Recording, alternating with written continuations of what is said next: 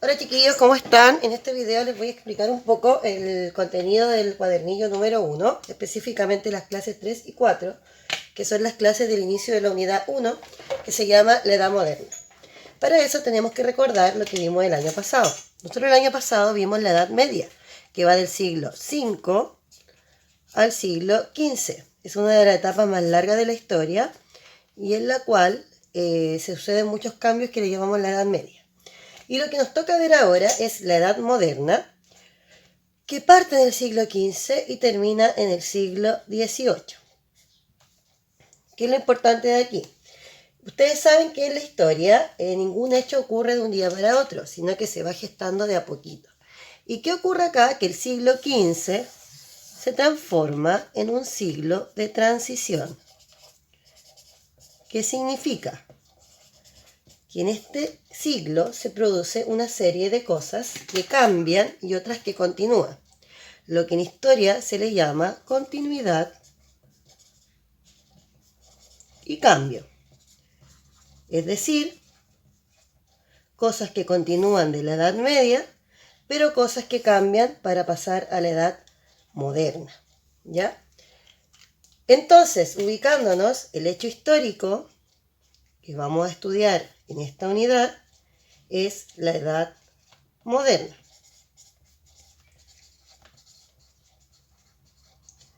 La ubicación espacial, es decir, dónde ocurren los hechos, es Europa. Y la ubicación temporal, es decir, cuándo ocurren estos hechos, es del siglo XV al siglo XVIII. Pero hoy día tenemos que estudiar cuáles son estos elementos de transición que se generan en el siglo XV que nos van a permitir darnos cuenta que dejamos de estar en la Edad Media y pasamos a la Edad Moderna. Entonces, vamos a ver cuáles son los elementos que continúan de la Edad Media y cuáles cambian completamente en la Edad Moderna. Para eso, acá vamos a colocar las cosas que pasaban en la Edad Media y acá las de la Edad Moderna y acá en medio vamos a colocar las cosas que continúan siendo iguales por mucho tiempo. Empecemos. En la Edad Media, el poder no lo tenía, si bien lo tenía el rey, el poder del rey, el rey tenía que dividir su poder en señores feudales, que a su vez le entregaban un poquito de poder a otros señores feudales más pequeños. ¿Se acuerdan? Que esto lo vimos en clase. Por lo tanto, el poder del rey estaba dividido. En cambio, en la Edad Moderna, el poder del rey es absoluto. Es decir, él tiene poder sobre todas las personas, sobre todo el territorio, sobre todas las riquezas. Entonces ahí tenemos un primer elemento de cambio. Que continúa, que Europa sigue siendo gobernada por un rey. ¿Qué es lo distinto? Que en esta época el poder estaba repartido y acá el poder lo tiene solo el rey. ¿Qué otro elemento continúa? La sociedad sigue siendo estamental. Es decir, la sociedad se sigue organizando en una pirámide donde arriba está el rey, abajo están los esclavos, y acá va la nobleza, van los campesinos, los comerciantes, los campesinos, etc. ¿Cuáles son los cambios? En la época de la Edad Media se accedía a la pirámide social por nacimiento. Es decir, si yo nacía esclavo, me moría esclavo. Si nacía rey, me moría rey. Si nacía noble, me moría noble. En cambio, en esta época, en la Edad Moderna, uno va a poder ir subiendo de estamento social siempre y cuando tenga riquezas. Obviamente que no se puede llegar a ser el rey, pero sí se va a poder llegar hasta la nobleza. Por lo tanto, seguimos teniendo sociedad estamental, pero acá es por nacimiento y acá es por riquezas. Otro elemento que continúa es el tema de la economía, porque toda sociedad debe sustentarse en una economía que permita que haya riquezas y productos. En la época de la Edad Media era rico la persona que tenía tierra. el dueño de la tierra era el rico, porque él podía dividirse y darle a otras personas para que pudieran trabajar. En la época moderna es rico el que tiene riquezas, o sea, el que tiene oro y plata. Y por último, la forma de pensar.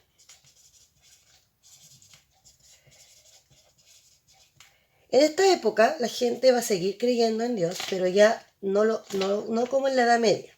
En la Edad Media, Dios era el centro de todas las cosas, era lo más importante, por lo tanto Dios y la Iglesia. A eso le llamamos teocentrismo, cuando Dios es el centro del pensamiento de las personas, o sea que Dios es lo más importante. Pero en esta época lo más importante no va a ser Dios, sino que el ser humano. Y a eso le llamamos antropocentrismo, en donde ya no es Dios el centro del universo, sino que es el ser humano y todo lo que es capaz de hacer. Esto va a hacer que el ser humano de esta época comience a cuestionar a la Iglesia Católica. Y esto tiene que ver con la cosmovisión, o sea, cómo pensaba este ser humano.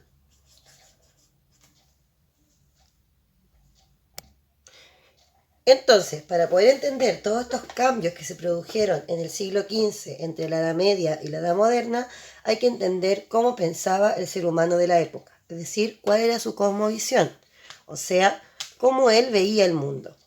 Y aquí tenemos varios elementos. El primer elemento, que ya lo dijimos, este ser humano es antropocentrista.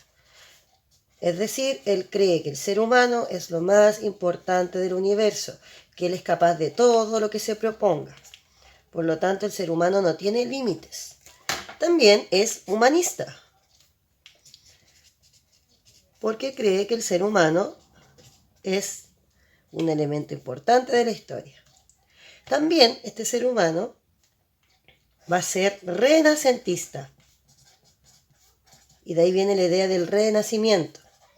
¿Qué va a renacer en esta época? Todo lo que habían hecho los griegos y los romanos va a renacer en esta época. Todo lo que ellos habían inventado, lo que ellos habían investigado, la filosofía, el arte, la escultura, todo eso que en la Edad Media fue considerado pecado, acuérdense que los griegos creían en la virtud y la belleza, por lo tanto su escultura era desnuda, el cuerpo humano tenía un protagonismo importante en el arte, en la ciencia, y en la Edad Media todo eso fue considerado como un pecado. Por lo tanto, se quemaron las estatuas, se rompieron, etc.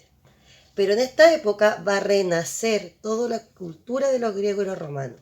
Y este hombre de la Edad Moderna va a considerar que las enseñanzas de griegos y romanos eran muy valiosas y las va a recuperar. Por eso se llama un renacer de la cultura clásica. También este ser humano tiene la capacidad, la característica de ser aventurero y explorador. Quiere salir a conocer el mundo. Europa ya se le quedó pequeña y quiere conocer qué hay más allá. Este ser humano de la época también va a querer dejar un legado. Va a vivir su vida buscando la gloria y la fama. Hacer algo por lo que sea recordado para el resto del tiempo.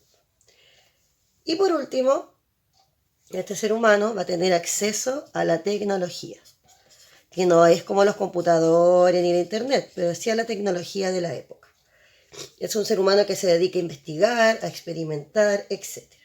Por lo tanto, la forma de pensar del ser humano de la época va a generar que entre la Edad Media y la Edad Moderna hayan elementos que continúan, pero elementos que cambian. Y en el próximo video vamos a hablar sobre dos conceptos clave, que es el renacimiento, el humanismo y el antropocentrismo. Estos tres son las principales características del hombre de la Edad Moderna. Así que chiquillos, nos vemos en el próximo video. Vayan avanzando en la guía a la medida de lo posible. Si quieren, van esperando que yo haga los videos. Les pido disculpas por la demora. Besitos, los quiero mucho y nos vemos en el próximo video.